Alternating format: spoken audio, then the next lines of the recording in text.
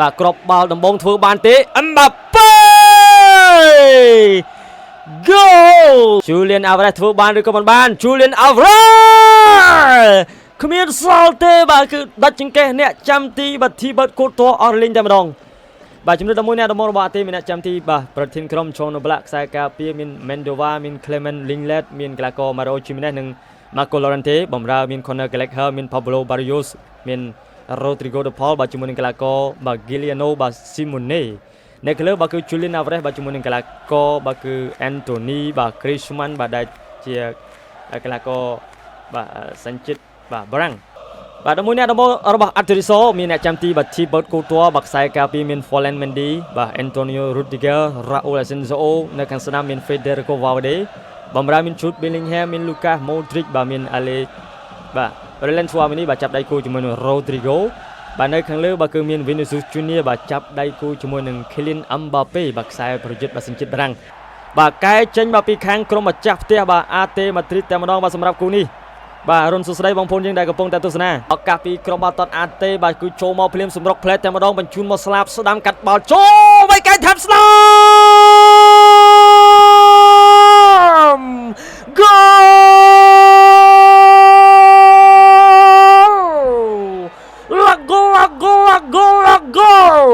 មួយទល់0ការប្រកួតបាទយ៉ាងមិនចេះមិនដល់បាទគឺ50វិនាទីផងមិនដល់50វិនាទីផងកើតគ្រាប់បាល់លឿនមែនទែនបាទ AT Madrid បាទដូចការជួបជាមួយនឹងក្រុមបាល់ទាត់បាទគឺ Barcelona នៅក្នុងពានរង្វាន់ Copa del Rey អញ្ចឹងប៉ុន្តែនេះលឿនហួសពីលឿនយកទៅមែនទែនបាទខ្ញុំអត់បានមើលវិនាទីបាញ់បងប្អូនយើងមិនដឹងជា30វិឬក៏ក្រោមយើងមើលការបញ្ជូនមកយ៉ាងល្អមែនទែនហើយក៏រុញមកស្លាប់ស្ដាំ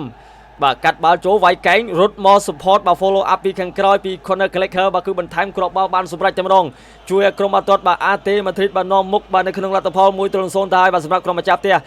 1-0 Valverde ក៏មិនអាចបិទបានបាទអ្នកចាំទី Thibaut Courtois ក៏ស្ទាក់ស្ទើរនៅក្នុងការឡើងចេញទៅជួយ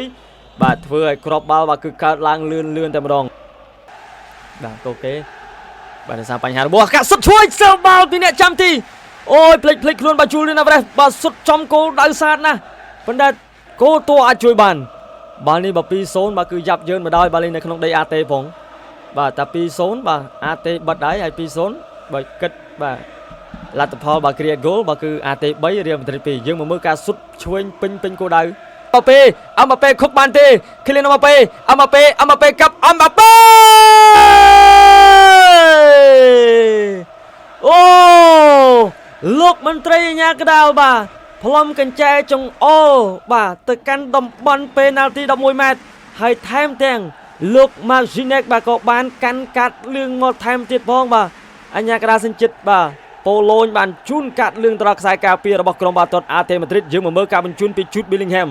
បាល់នេះបាទមិនទលាយទេព្រោះថាខ្សែការពាររបស់ AT ដល់តែ2រូបបាននៅពីមុខបាទប៉ុន្តែអ្នកទាញមកស្ដាំជ្រែកមកឆ្វេងក៏ទៅលុកទាញពីខាងក្រោយបាទធ្វើឲ្យKylian Mbappé បាទគឺដួលនៅក្នុងប្រអប់គ្រោះថ្នាក់ល្មមសំគូដែលលោកអាជ្ញាកណ្ដាលសញ្ជាតិប៉ូឡូញបាទគឺចង្អុលបាទផ្ដាល់បាល់ពីនៃ11ម៉ែត្រឲ្យក្រុមបាល់ទាត់ Real Madrid តែម្ដងជោគជ័យឬក៏មិនជោគជ័យJunior ឬក៏អូប្លាក់ជាអ្នកធ្វើបានល្អជាង Vinicius Junior វ៉ាវបាទខុសគោលដៅឆ្ងាយណាស់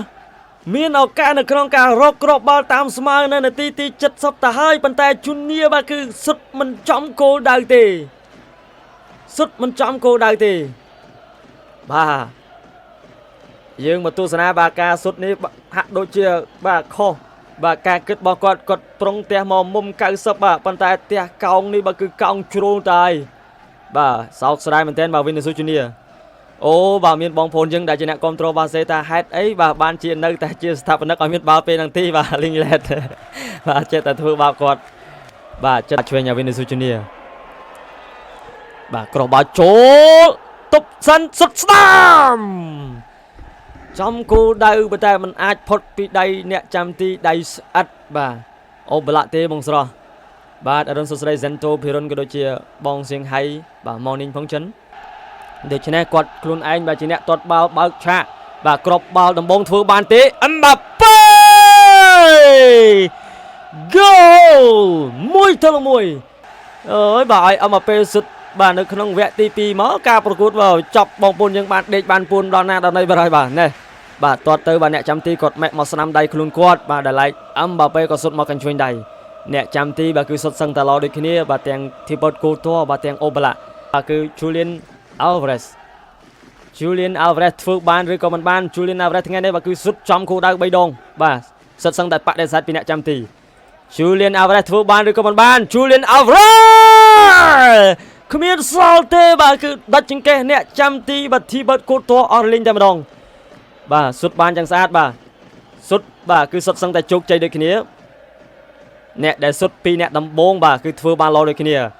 សាឡាត់ក៏សុទ្ធចូល Alvarez ក៏សុទ្ធចូលអឹមបាប៉េក៏សុទ្ធចូល Bellingham ក៏សុទ្ធចូលអ្នកដែលសុទ្ធបន្ទាប់បាទគឺ Federico Valverde បាទ Valverde អូប៊ីទៅហើយបាទអ្នកចាំទីបាទគឺលូតត្រូវមុំដែល Valverde សុទ្ធតែបាននេះផុតចុងដៃបាទគឺអ្នកចាំទីបាទអូបឡាតែមិនបន្តិចទេបងប្អូនហើយប៊ីទៅហើយមើលមិនកើតមែនលេងនេះបាទខ្ញុំដូរលេងផ្សេងក៏អត់មានបងប្អូនយើងមិនដឹងថាត្រូវធ្វើយ៉ាងម៉េចអូយសុំទោសបងប្អូនបាទ Angel Correa អូយបាទអ្នកចាំទីហក់ត្រូវដែរប៉ុន្តែអត់អាចទះបាល់ចេញបានបាទសោកស្ដាយបាទសម្រាប់បាទទីបតកូតួឲ្យក៏ចូលរួមអបអរសម្រាប់បាទ Angel Correa បាទដែលធ្វើបានយ៉ាងល្អបាទធ្វើបានយ៉ាងល្អអ្នកបាទ Lucas Vazquez កាពីតែនក្រុម Lucas Vazquez អត់ទេបាទសោកស្ដាយមែនទែនបាទ Vazquez ត្រូវបានអ្នកចាំទីបាទគឺម៉ែត្រូវបាត់ហើយបាល់ពេលនាទីបាទគឺមួយចានទឹកមួយចានគោកទេណាបងប្អូនទស្សនិកជនបាទមួយចានទឹកមួយចានគោកទេបាទអញ្ចឹងបាទអ្នកដែលធ្វើបានល្អបាទសេវតែមកបាល់ឡើងគឺឡើងតែម្ដងបាទអត់អាចបាទថាក្រុមណាបាទមានភាគរយឡើងជាងក្រុមណាទេចុះអាបាល់ដែលយើងតាក់លេងនេះបងប្អូនយើងសុទ្ធស្ដាំឡូរ៉ាន់តេបាទសុទ្ធអត់ចូលដូចគ្នាអូគូនេះប្រុងស្មើគ្នាដល់ម៉ោង8ព្រឹកឬក៏យ៉ាងម៉េចបងប្អូនយើងបាទខ្ញុំទៅសើទឹកចិត្តបងប្អូនយើងនេះបងបរិយក៏ទស្សនាជាមួយខ្ញុំតាំងពីដើមតង់បាទតាំងពីនាទីទី1អាលីងតាក់3 4 5 6ដងយ៉ាងម៉េចក៏ដោយបាទនៅតែទស្សនាបាទតើសើហើយអរគុណច្រើនបងប្អូនយើងទាំង2400នាក់បាទខ្ញុំសុំទោសផងបាទដោយសារតែលីងនេះគឺខ្ញុំយកមកពីគេដែរទេបងប្អូនបាទអញ្ចឹង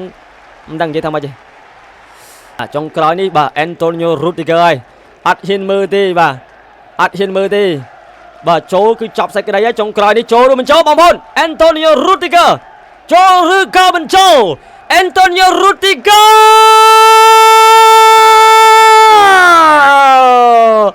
អបអសាតូអាត្រីសោ Real Madrid នៅតែបំបាក់ក្រុមបាល់ទាត់អាតេឡើងទៅកាន់វគ្គ8ក្រុមចុងក្រោយបាទនៅក្នុងពេលរង្វាន់ UEFA Champions League ហេតុអីបានអាតេម៉ាឌ្រីតបាទមិនអាចកែប្រែប្រវត្តិសាស្ត្របានបាទ